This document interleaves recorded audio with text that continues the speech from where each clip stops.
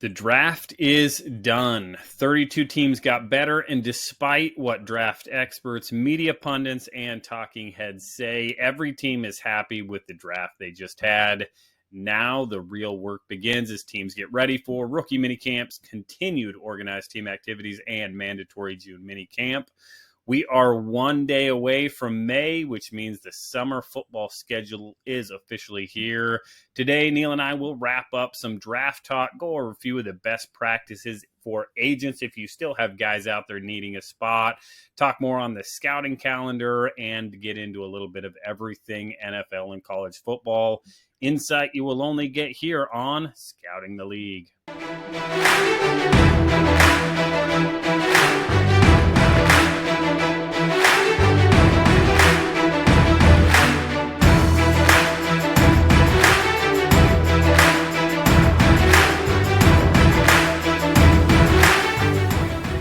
Everyone, and welcome to Post NFL Draft. It was a really fun 3 days of that draft. It looked like the Wisconsin faithful really turned out in droves for the draft as well. And of course, the entertainment and drama value were at all-time highs. Before we jump in on all of that, head over, give us a like, subscribe, and share wherever you are listening and watching. Our home at Fans First Sports Network on Apple Podcasts or Spotify, or if you are watching over on YouTube, hit that subscribe button. Most importantly, share this with a friend. We rely big time on your support and your feedback, so make sure you are hitting those buttons and hitting us up wherever you are listening and watching. The scouting community for both NFL scouts and aspiring scouts is off and running as well. My NFL scouts out there, first head over, sign up, and get the summer slate of development, finances, and mentorship all lined up. Some really incredible teachers ready and lined up to step in, give some insight into some specific position evaluations. I'm really excited about some of the stuff we have lined up as far as that goes. For aspiring scouts, it may be a little bit too late to jump into this year's hiring cycle, but do what you can starting now to get lined up to get that dream job at some point in the future. Join the scouting community for aspiring scouts. Take advantage of the insight you will not get anywhere else. All of it for NFL scouts and aspiring scouts is at thescoutingcommunity.com. Joined today, as always, by Neil Stratton, who is keeping the football world informed via the Friday Wrap from Inside the League. He is at Inside the League on X. InsideTheLeague.com is his website.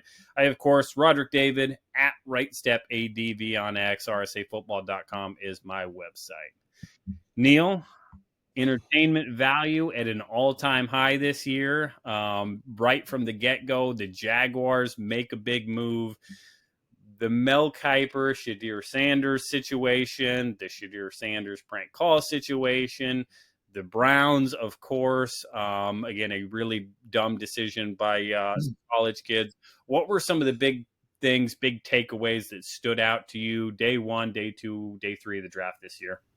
I have to admit, I missed the draft this weekend. So did Shedeur Sanders go first, second, third? I missed. I mean, I've been away from my social media. Even under a rock, you would have heard about it. So it was remarkable. Here's what's interesting to me. A week from the draft, we do our surveys of some of the top mock drafts services. And the week before the draft, we do 7. 2 of them had him going 3. 2 had him going 9. 2 had him going 21. I can't remember where the third one was. Maybe 3 of them had him going somewhere in the 20s. All right.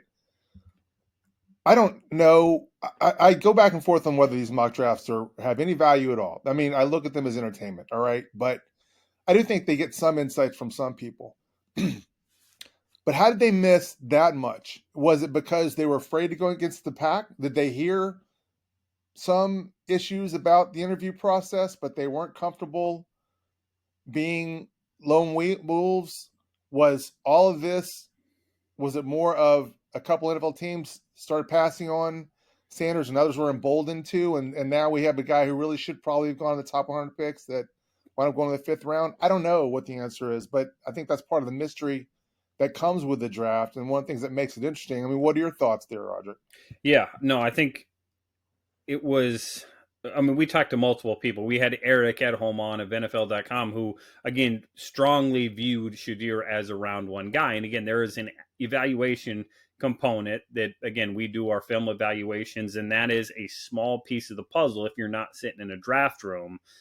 Again, I personally, as I'm sitting on the outside, don't put any stock in any anonymous quotes because, again, I think it's malicious, it's made up, it's fake, it's contrived, all those things. What you can't dispute is that Shedeur Sanders brings a ton with him, regardless Sure. of where you take him. And that is on him and his camp, dad included. I mean, that was from the get go when they kind of said they were going to dictate terms to a degree Yeah. last year. The So legendary crap it and all that. is it is one of those things where, again, they somewhat made their own bed. A lot of bad insight. Again, teams that don't need quarterbacks want quarterbacks to go first round. So maybe you pump those guys up to get players to fall. For me, it was unfortunate when he got through the first round. It's clear then that the teams that need a starting quarterback don't view Shedeur as a starting quarterback in any short term way. So then at that point, you are drafting what you would call a developmental quarterback, which is why I was texting with somebody. I said Jalen Milroe now will get drafted because when you talk about developmental traits, Mm-hmm. Jalen Milroe has better developmental traits than Shedeur Sanders. There are Mm-hmm. other quarterbacks that went that have better. Now, is Dylan Gabriel one of those guys? I would have said no. Is Wow. Tyler Shue one of those guys? I would say yes. So again, the argument or the discussion point becomes, hey, what are we developing with Shedeur? I like Shedeur. I like a lot of what he does. I think he is tough. I think teammates in general play hard for him. Again, whether that was just situation at Jackson State, at CU with kind of what he did, he turned two programs around. He was a big part of that. So there's again with Shedeur, it was not a short, simple conversation. Anybody that's making a race issue, a collusion issue, he got drafted, which is hard to do. And there is none of those other two aspects that were a part of the conversation. Is this player going to help us win now or in the future? And that's what it comes Mm-hmm. down to. And again, Mm-hmm. anything else that was thrown in part of it. And again, for all the ranting and raving of one Mel Kiper Jr., Mel has done as much for the NFL draft media entertainment scene as maybe about anybody. But he was, I thought, way out of line. He was, again, when you start railing against the way 32 teams do something when you've never been in a room, again, that is a really tough spot to get to. Yeah. Yeah. The point you made about the value that Kuiper has brought to the NFL in making the draft into an entertainment vehicle, I don't think that anyone could ever. I mean, it's millions of dollars, maybe billion. I don't know how big the draft industry is, but it's certainly he's on the ground floor of that. Okay, you made another interesting point, and something I want to talk about. At what point do we start to look at quarterbacks and the fact that they're going to need time to develop, and yet they're coming in the league 25 plus? They didn't have more than a year and a half of starting, I think, and they've battled injury bug. All right, maybe they had a great 40 time at the combine. Maybe they look good in some games. But at what point do we say, wow, that's a lot of football, a lot of time he spent in college. He's going to be old when he gets in the league. Yes, he's got some raw tools, but we didn't really see him until 1 year. And I go back to the Packers, who I've always been told their team policy is if a kid started at quarterback for 4 years, we write him. I don't care if he's an NAIA kid. I don't care if he's a D3 kid. If he started for 4 years, we write him. At the very least, we have someone go in and look at him and talk about him, and at least he's on the board for camp. Shouldn't the reverse be true? If he just started for 1 year or 1 year plus or whatever, and had all these injuries and played at all these schools and struggled to beat out others, and he's going to be 25, 26 when he gets to us, when he takes his first NFL snap, shouldn't there be, wow, that's a lot of strikes. Wouldn't you agree? Yeah, I mean, again, every situation is going to be unique. I think there are some blanket principles. Again, if you're a 4 year starter, again, that is you're going to have a report on you. It doesn't matter what level you're at. But again, it comes down to the NFL is largely a trait league. The NFL is also a win now league. And again, if you can get 10 wins out of a quarterback, even if it's for a couple years, it doesn't matter what age he's at. We're seeing 8 quarterbacks play 35 to 40 years old. So if you get 8, 10, 15 years and you're not starting until 25, 26, I mean, that is plenty of a track record. We saw Brandon Weeden. Again, he had a more successful college career. I believe he was 28 when he got drafted. Again, you talk about, oh, well, the maturity to the immaturity. This guy's not going to blink. He's been through the fire. From the injury standpoint, it's catastrophic. Is it a bunch of little stuff? Is he going to be able to stay healthy? Again, offensively, what are we going to ask to do him? Again, there are so many questions in the quarterback position because it is the most important position in the game of football if you want to be successful. The magnifying glass is even bigger. Teams still evaluate using the same grade scale. I've made the argument that, again, it should be a completely different grade scale. Again, what team is going to maybe tweak it or truly separate it? And then again, on the outside, there is so much beyond the tape that matters for quarterbacks, which is why, again, why the media, I would argue, was so wrong on where they thought Shedeur was going to go and where some of these other guys were going to, ultimately fall to. So it is in a league that's hard to evaluate any position. Quarterback is the hardest and hardest to play, and there's again 1,000 factors that are going to play in. And again, it was just it was case study, round after round as everything was talking, and again as everybody gave their 2 cents on what happened with the former CU signal caller.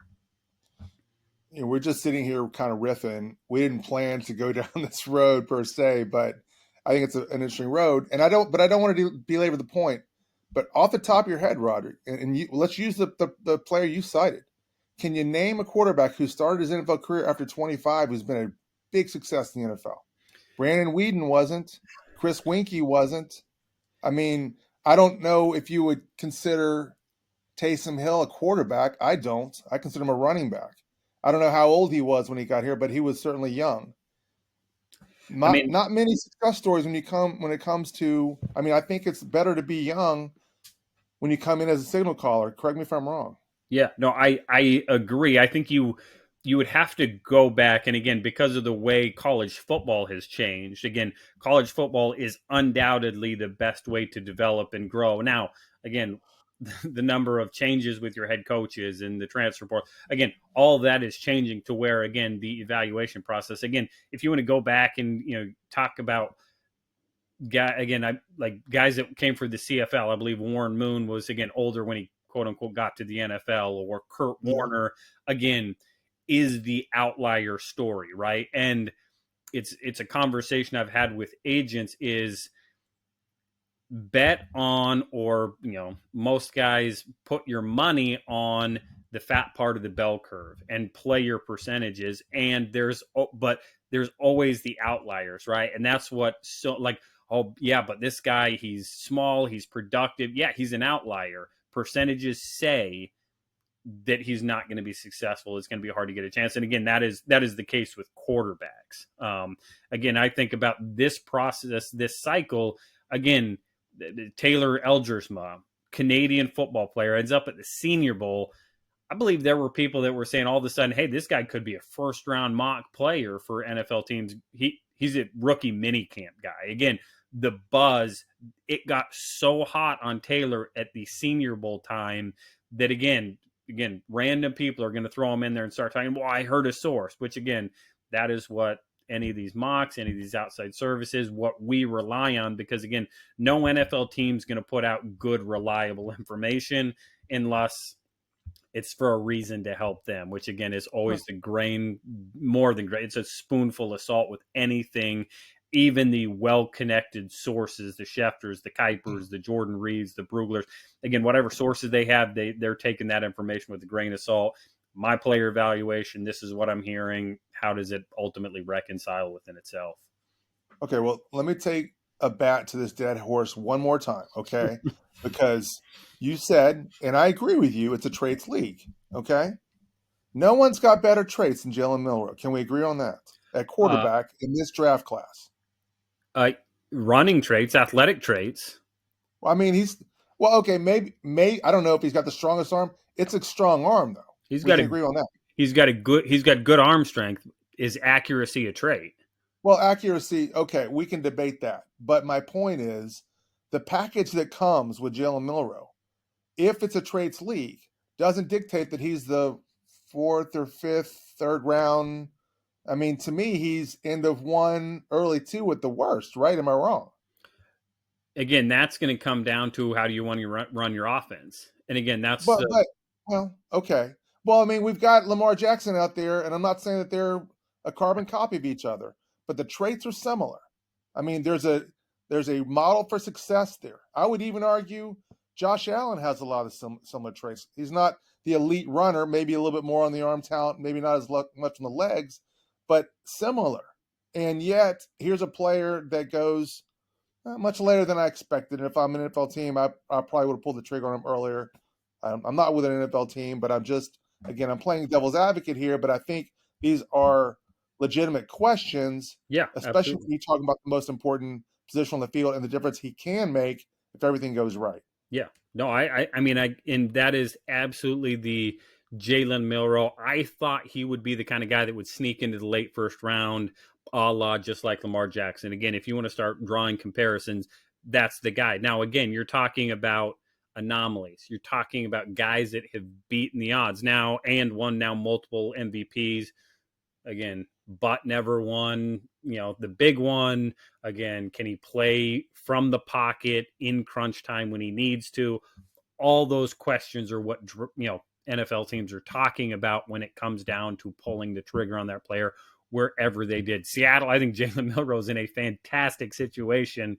I agree. You've got Sam Darnold in front of him, develop, grow. Again, kind of like Lamar Jackson did. Now it comes down to, hey, if he's our quarterback, everything's got to change because again, Yeah. the inconsistencies in multiple years. Again, you talk about that track record.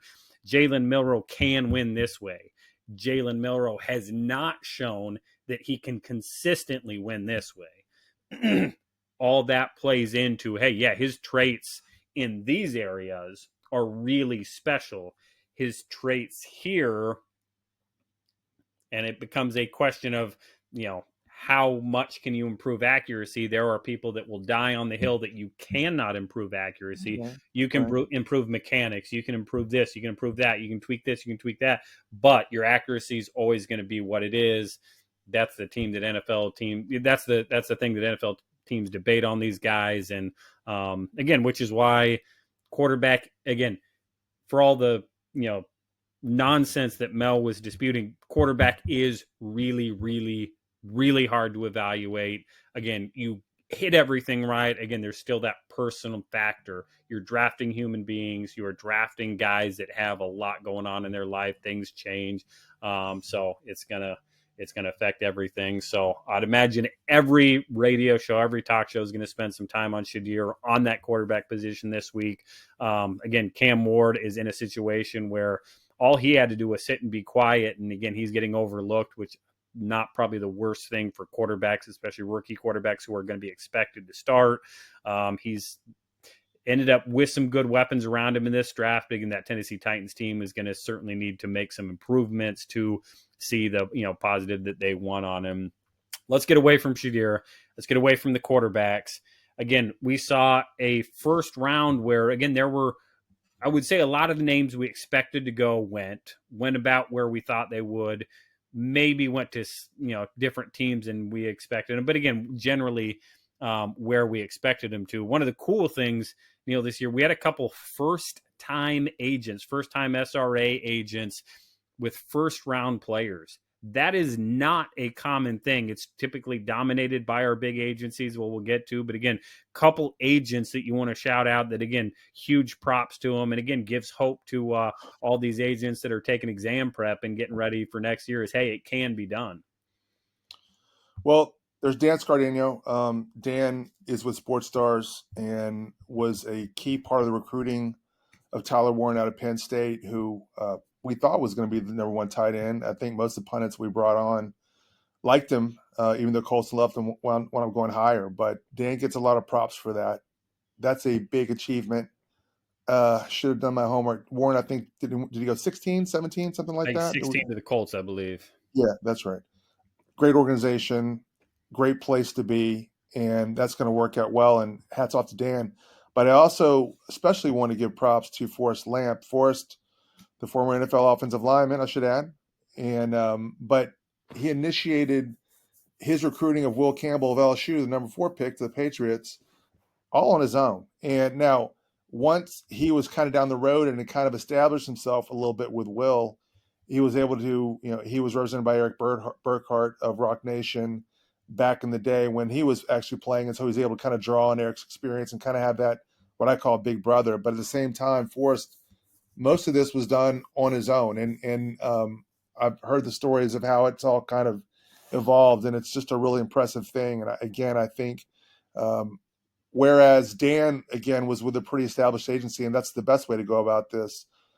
It's also exciting to see that someone like Forrest, who wasn't on the back, built on the back of another agency. Now he was able to bring someone in, and it didn't hurt that he had NFL experience. But at the same time, pretty bold move for him to go out and start recruiting a guy that wound up being a top 4 pick, who certainly was seen as a top 10 guy, I think has been for a long time, to go in, really recruit him, and convince him that he could go the distance with him, get him to commit, sign him, all those kind of things, and kind of had a happy ending. So those guys are both really impressive. We're seeing a lot of people along those lines that are achieving these kind of things. Again, you just have to bet on yourself. It's certainly a new era for agents, especially newer ones, because so many are coming in with a lot more experience on the player representation side because of NIL. But in Forrest's case, I may be wrong about this, but I think in Forrest's case, and maybe in Dan's as well, they didn't have a lengthy breadth of experience on the NIL side. They just kind of dove in, and both had a lot of experience. I'm also excited about, we have a number of agents, first-year guys, probably half dozen to maybe 10, and don't have them all counted up yet, but a number of them who got players on 90-man rosters, and they were completely independent. And that may not sound like much of an achievement, but it's an incredible achievement. It's really, really difficult as a rookie agent, someone to come in, the first question I'm going to give you is, who do you represent? And your answer has to be nobody. And to be able to overcome that and to get someone on a 90 and put them basically within range of making 53 and actually being an active player in the NFL is another monumental achievement. And we've seen a lot of rookie agents who've gotten kids on rookie minicamp invites, and some of those guys will convert to 90s and then hopefully to 53s as well. So I'm really bullish on the industry right now. In all candor, Roderick, I was not at all bullish on the industry 3-4 years ago. But although the NIL has kind of thrown the industry into chaos and created so many barriers to entry for a lot of people, at the same time, it's been really good for the little people, I think. And when I say little people, some of those are players and some of those are agents and people that have kind of been able to get in and cut their teeth a little bit on the industry and best practices and not have to come in completely clueless about what they need to do and how they need to do it. And hats off to those people who are coming in and pursuing their dreams and their passions and enjoying some success with it. And for those who didn't, we're still going to keep rolling with them, and they're going to have that success in the second year. There have been those who did that as well. As a matter of fact, one more shout out to Sam Tiger. She's based in Florida. She's with Kelly Masters Group. She had her first draftee this year as well. And there are others that I'm missing, but we'll recap all that in the Friday wrap coming up this Friday. We will go extensively into all those people who are worthy of shout outs and congratulations. We're not going to miss anybody there after we've been able to see who's going to rookie mini camps and who signed UDFA deals in the clear light of day rather than the fog of war stuff that you get from social media. Yeah. We'll have a little better picture of that. Yeah. So hats off to the people that have achieved so much. And we've recognized some here, but there's a lot more to recognize. We'll do that Yeah. on Yeah. Friday in the wrap.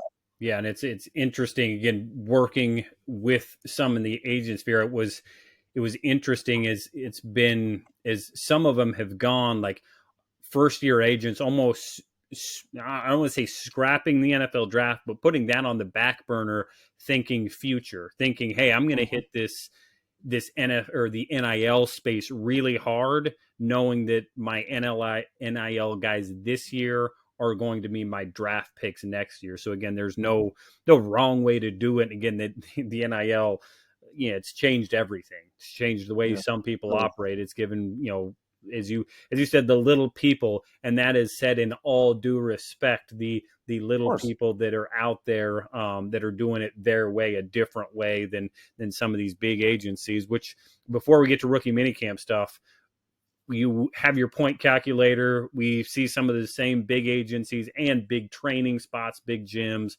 I believe it was Athletes First. Did they come in first this year, Neil? Well, we haven't totaled everything up yet. They certainly were in the driver's seat after day one. I think they had fewer first rounders than CAA did. I think Athletes First had 5 and CAA had 7, but Athletes First had earlier picks going off the Jimmy Johnson points board, which I don't think that thing was ever supposed to have as much life and legs as it's turned out to, but everyone's using it now, even NFL teams when they make draft day trades. But that first pick is 3,000 points, and it goes down from there pretty precipitously. By the time you get to the end of the first round, I think you're under 600 points. So the higher your picks are, the better off you're going to do on the scoreboard. And Athletes First had higher picks, and so they're in first. I think they'll probably wind up in first. CAA is in second, and then I think Clutch was third. Clutch Sports Group on the strength of I don't know how many first rounders I should have counted before it came in, but yeah, we'll have all those points totals, of course, on the site as we go forward this week. Hopefully this week, maybe next week, but it's coming up soon.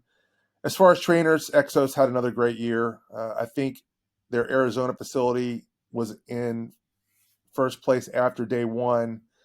I think their Frisco facility was pretty close behind after day one. Haven't totaled things up since, but they're going to come out well. They always do. They're always kind of in a dogfight. Again, even among their own facilities on which facilities had the best rate of success when it comes to draft picks. There are others as well, but those guys are kind of the ones that are sitting on top and really deserve kudos because they always do a great job. And they're certainly not the only ones. There are a lot of great trainers out there, and they're getting better every year. And it's easier to find a good trainer than ever. It's just you have to salute the perennial success of some of these firms, and Exos is certainly out in front when it comes to those things. Yeah. Well, if you want the full landscape, the full breakdown, the full points, again, there's no other spot to get it than Neil's Friday Wrap. Make sure you head over to X. Again, find Neil's page. He is at Inside the League. Sign up for that Friday Wrap. It's free. You don't have to be with the team. You don't have to be with an agency. If you're just a football fan and you want to get the inside scoop, the Friday Wrap is going to give you that. I can assure you there are a lot of NFL scouts, a lot of NFL teams, a lot of coaches. There are people all over the football industry that get that, rely on it. It is fantastic information. I know I had it when I was with the Atlanta Falcons, and I continue to get it now. So make sure you get over there and get that. In addition to all that information, Neil, you're going to start to talk about the rookie mini camp. So in the NFL, there's 2 weekends of rookie mini camps. You don't have to have a rookie mini camp, and it used to be 2, maybe 3 practices. You're lucky if you get about a practice and a half now, and it is going to be quick. It's going to be a lot. You're basically in uppers. Maybe you're going to have some full contact portions for maybe inside run, call what it is. Heavy weekend 2. That is going to be this upcoming weekend, this first weekend in May. And then the following weekend, it's more or less players are brought in Thursday. They're there Friday, Saturday, and then out Saturday after practice. Neil, it's a thin group of week 1. Talk us through what the numbers look like, how many teams are doing it week 1, week 2, and who is not doing a rookie minicamp this year. Mm-hmm. So the teams are having them this weekend: the Chiefs, Cowboys, Eagles, Packers, Ravens, and Seahawks. The remaining, what is that, six? So 26 teams left. That's 25 teams that'll be having them in week 2, the second week in May, I guess. The Rams don't have one. And I think the Browns have a 1-day event. I don't know if it's a workout per se. I'm a little confused on that. But the lion's share of teams have it that second weekend. And that's because they can roll right into OTAs. They don't have to send their rookies home. It makes a lot more sense. Plus, it allows scouts to go home, catch their breath, decompress a little bit, forget about football, if only for a short while, and then come back. I still see most teams, it seems like it. The trend, a lot of teams are going away from bringing their scouts back for rookie mini, which I think is questionable practice, but I don't work for an NFL team. So you're seeing a little bit a longer break for scouts in that regard and in that vein. But for the ones that do bring them back, it's better, I guess they feel, to bring them back that second weekend. Coinciding with that, very often they're bringing them when they come back for that second weekend. They're also getting their end of year summations, and very often those are the ones that kind of find out if they're not getting renewed. And so that's one reason why in the old days, I mean, I remember, I think it was the 16, maybe 17 draft, the Bills came in the day after the draft and cut everyone, GMs, scouts, I mean, basically cut it to the ground and started over. I think this was Sean McDermott's second season, maybe draft of the second season. I can't remember. Don't quote me on that.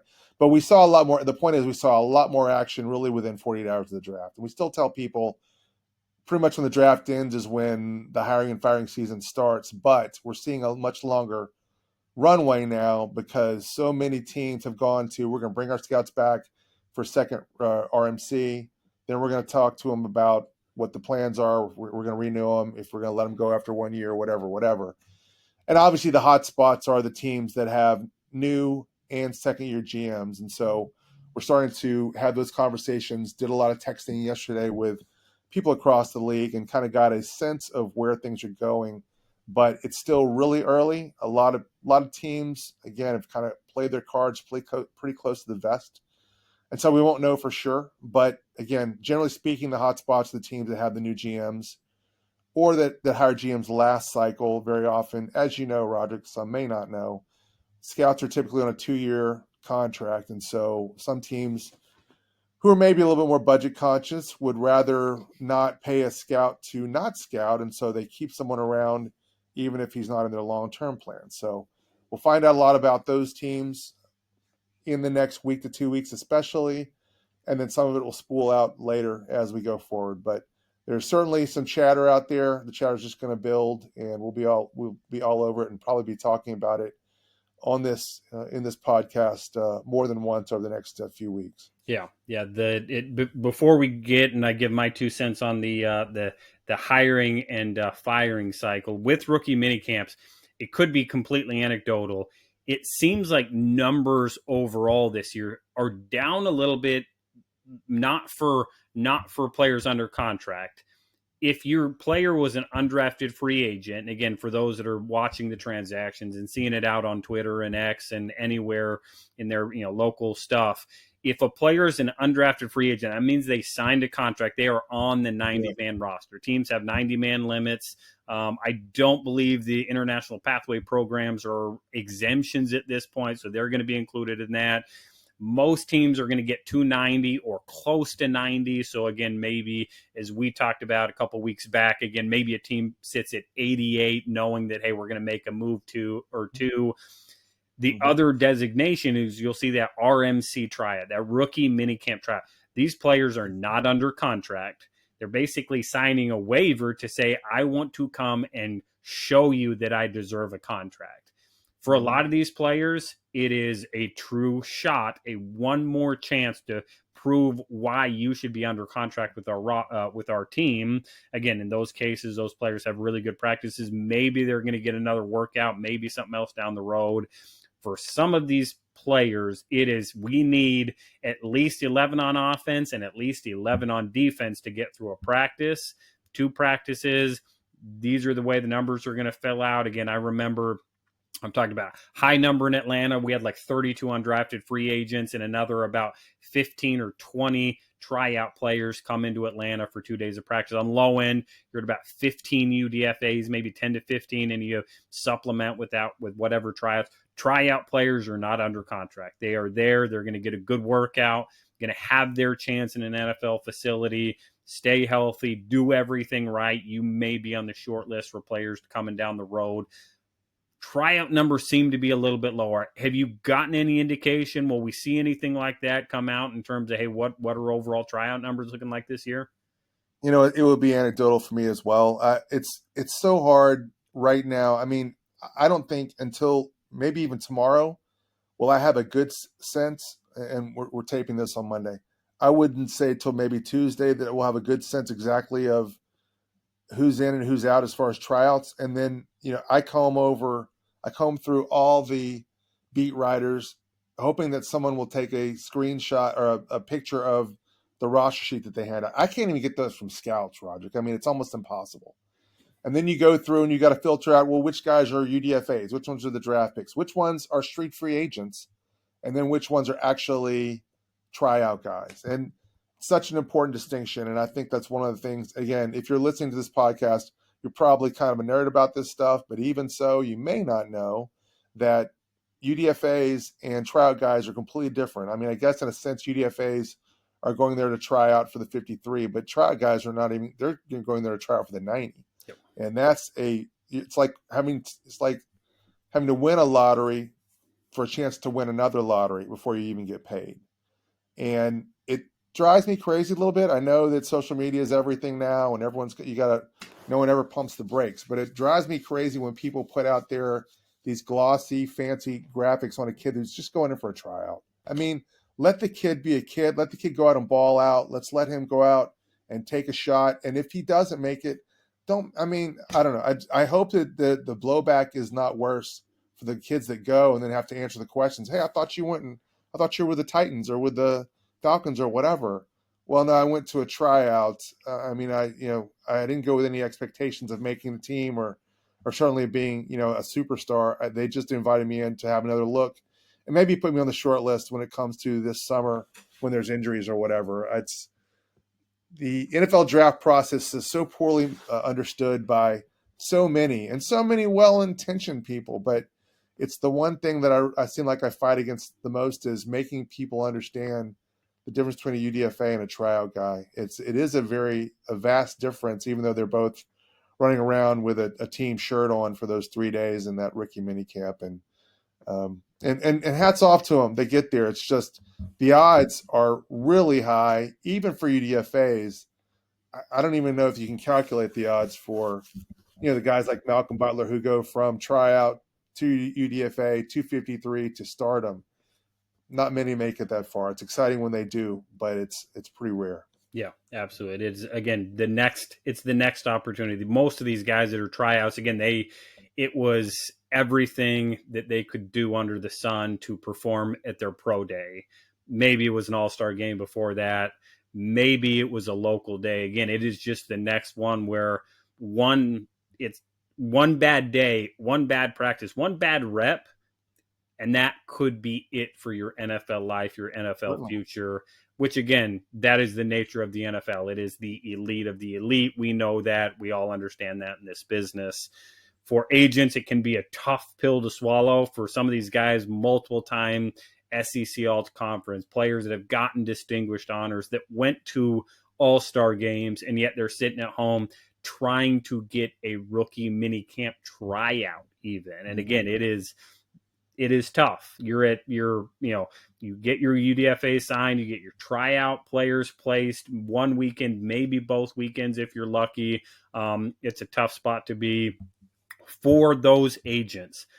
The last thing you want to do is burn yourself in future years. Be mindful and be as patient as humanly possible. If you're reaching out to teams still with a rookie minicamp guy, simple, keep it short. Hey, I've got a guy. If you need somebody, that is it. Don't wear them out. Don't be calling.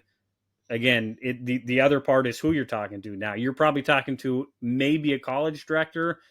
These players are now pros now. This is where that flip That's right. happens for teams now is college guys, my hands are washed of the draft and these college players, unless personally again, for me, it was as a Midwest scout, unless I really, really liked a player and I find out via whatever channel that this guy is still available, I might hit a text to my pro guys or my college director, be like, hey, if we got a spot, I really like this kid, I think it'd be awesome fit.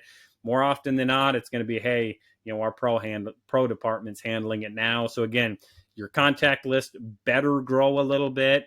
Think about who I need to be reaching out to now. Double check. Neil, I haven't been with the Falcons since 2021, and yet Friday and Saturday I was getting texts trying to get guys lined up to the Atlanta Falcons. So check your directory. I was a part of a group text with 12 people, half of them no longer with the Falcons. Check your directories. That is a bad look. You are not taken seriously as an agent if you do stuff like that. Check your directories, check your sources. Again, keep it simple. Again, push your guys, hit a message today, hit a net message next Monday. You've done what you could to get your guys in. Start looking at UFL, start looking at CFL, start looking in those two places. Anything beyond that, anything outside of that, maybe a non-football decision for them. Those are the two big leagues if you really want to get a chance and really try to push your NFL future. Both fantastic leagues. CFL not going anywhere. UFL, it's a good opportunity while it lasts. We'll see how long it lasts. We'll see where it goes. But again, ultimately, those are the two spots you want to be looking at. Mm-hmm. Mm-hmm. Anything I missed there, Neil, that we want to tell agents who are listening to this that are thinking about trying to get their guys in somewhere? Oh, the other one, if you're a player, don't go camp out in front of front gates. Don't do Oh that. gosh. Please don't do that. They get pumped up, and if you get again, just don't do that. Anything I missed, Neil? So not holding a sign that says "just give me a tryout," that's a bad idea. Is I that where you're getting discourage at? that. I would Yeah, discourage that. yeah. Okay, I just want to make sure. The other point I want to make, I think this is important, especially for newer agents. If you get a player into a rookie minicamp in weekend one, your work is not done. There's 2 weekends of rookie minicamps, and just because you send them to the Packers or whatever, there's no mojo on that player. If he can even tell the team, hey, I'm going to the Steelers next weekend or whatever. I'm just throwing names out there. That's a really important point that I think a lot of people miss, and they think, oh, good, we got him in a tryout. Oh, there's 2 weekends of tryouts, so I would say keep trying that. And I think probably by the time this comes out, it's probably going to be a little too late to try to. I think the tryout stuff Monday is probably the latest. Sometimes Tuesday, but more often than not, Wednesday is kind of at that point that's kind of the hard stop. After all, some teams are actually going to be picking guys up from the airport on Thursday, so the dream may have died at least for a while on that. So I don't know. That's probably as much as I can think of to talk about that stuff. And for those of you who are not rookie agents, I'm sorry, we're going to move forward from this, but there are a few points we feel like it's our duty to educate here, and we want to make sure everyone's on the same page. Yeah, yeah. As we get into the scouting landscape, again, this is the area where my vision and my desire to get the scouting community is really coming in. It's an interesting time for summer because, again, a lot of college scouts, again, my hands are now washed of the 2025 NFL draft. I've already probably started some 2026 draft work. I want to get my 2026 one-liners, my lists, my school vids. I want to get as much of that lined up now. The sooner I get it done, the more vacation time I have in June and July. And again, I can just think about my family and maybe taking a vacation, all that kind of stuff. But this is the time of year. If an NFL team is serious about developing their own people, the way most of them say they are, you've got to have some kind of development. You've got to be really digging in on your own roster. You've got to be checking some of these boxes on your own scouts and your own evaluators to make them better. Otherwise, you're going to get more of the same. Again, just going out and doing a 3-month fall isn't going to make you a better scout if you're just doing the same thing over and over. I believe they call that insanity. And again, with the way the NFL scouting staffs, and it's not going to go away with the way this year's draft went. Again, just go back and listen to the first couple minutes of this episode where NFL scouting departments are getting beat up unfairly, but beat up by big names in the NFL world. And unfortunately, there are owners, minority owners, people up at the top of these franchises and organizations that maybe have never even set foot in the football department area, and they're going to be the ones that maybe have a voice in the way things are run. That is why NFL front offices, in my opinion, have to do more in these months. It is tough. It is brutal for scouts to think, hey, I've got going to have some stuff on my schedule this summer. But again, if you want to be the best, you've got to do something. You've got half of June and most of July off already. You've got multiple slots in the spring. Again, it's going to be a change. It's going to be a little bit uncomfortable. The scouting community is going to be trying to do that. Again, teams, take that off my plate. Teams, do it yourself. You have no salary cap for your scouting department. You've got no development limits to what you can spend. You've got really good people in your buildings. Keep them there, develop them there. And again, hopefully we see that change. And again, I think it has to happen. This isn't even to bring in the idea that NIL and general managers are being poached from NFL teams. And that's going to increase if the landscape of NFL scouts and the way everything is currently operating doesn't change to a little bit. That is a soapbox for me. Neil, what are your thoughts on all that?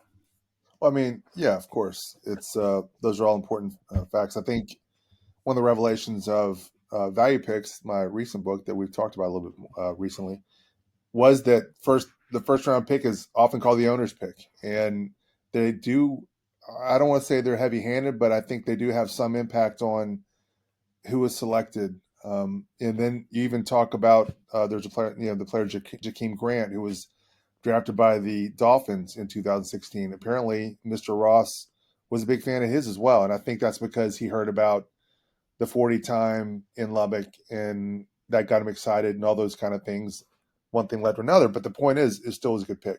Maybe the bigger point is, however, owners have and outside influences have more of an impact maybe than ever. And so if you're a scout and you love the game and you are a professional and the scouting community in general, I have rarely found one that is more professional and takes its job seriously than the NFL scouting community. And I really mean that. Then, get your work done now, take advantage of the time that you do have, so that it's like you said, whenever the last OTA or the last camp is done, mandatory camp is done, and you've got some time to take off, then you can really enjoy that time. And so now I guess maximize all that. Before we go, I do want to talk about a few hot spots. We've already talked about the fact that the place with the new GMs and what have you are where we generally focus, but there are a few things that I have heard. Jacksonville, I think, is looking to make some changes. They appear to be underway already. I don't have names, but it's really funny because I wish I had a penny for every 10 people that reach me asking me if I had a sell for James Gladstone. Nobody knows this guy. And that's one of the things that's really interesting. And I thought I was excited by the boldness that the Jags had in moving up to 2 to take probably the best player in this draft, maybe the best player at 2 positions. They paid a heavy price for that, but I think it was the right move because he's an impact player. But I also liked even more the confidence. I mean, he acts the brief things that I saw. There was no equivocation. Hey, listen, we just killed the draft on this one pick. This guy's going to be great. Just wait and see. And so, anyway, I think that we're seeing Gladstone remold the Jags in his image. And as a young guy, I don't even know if he has an image yet, but he's going to make it better. And, having just handed the best draft award to the Rams last year and him knowing that template and knowing that footprint, then It's going to be pretty exciting to watch how things go there. When I say that, I certainly take no delight in anyone who's going to lose a job. I'm hopeful that he'll just be able to move people around and maybe recraft things again in maybe in the Rams' way of doing things. We never root for people to lose jobs, but I think there are going to be some changes there. Other places, Tennessee, I think is going to be remaking things. I've heard the pro department maybe have a different look.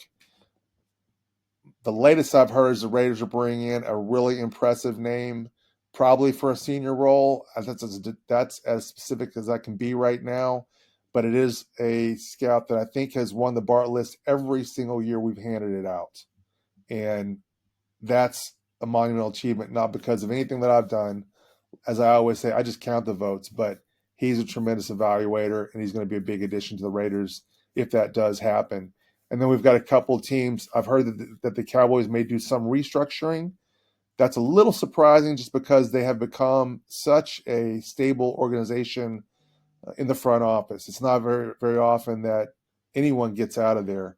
And I don't know that they're going to be changing a lot of faces, but I think they are maybe going to make it a little bit more current. Maybe that means it's going to be a little more analytics minded. I'm not sure about that. Again, I can't really characterize it, but these are the rumblings that I'm getting back. Denver, I think, is going to have some movement, if for no other reason that they've got two grads that got GM jobs this year, or at least indirect grads. John Spytek has his roots in Denver as well as in Tampa, and so I think and they've got some guys that are deserving, in my estimation, of getting promotions, and so I could see some faces changing in Denver, mostly because some guys may be moving out to more senior positions. And then I've heard Cleveland is going to do some things. Again, I've heard it's going to be more on the pro side, although I'm not sure. I think there's going to be some movement from Cleveland to Nashville, and I don't have specifics on that yet either, but just some places to watch, I think, if you are interested in that part of the game. And I know we have a lot of scouts that listen in, and so kind of want to throw that out there. If you want more of this, make sure you're following me at Inside the League on Twitter. We'll have this stuff as it breaks. Very often, the bigger names who are represented by agents are going to be put out by the big names, the Schefters and what have you. But the smaller guys, the guys that are more on the ground floor, who are moving around, that are equally as good and can be great evaluators, we tend to get our hooks into that stuff first. So join us if that interests you. We'll be trying to have that. We'll have that stuff out and be dissecting it and talking about it over the next 30 to 60 days. Absolutely. There is going to be no better spot, again, whether it's a big name or whether it's a smaller name. Again, Neil is going to be the one. He'll have every single one of them. Make sure you are following him. Have your alerts turned on for when Outside the League tweets. X's puts it out there. Again, you will definitely want to be following him.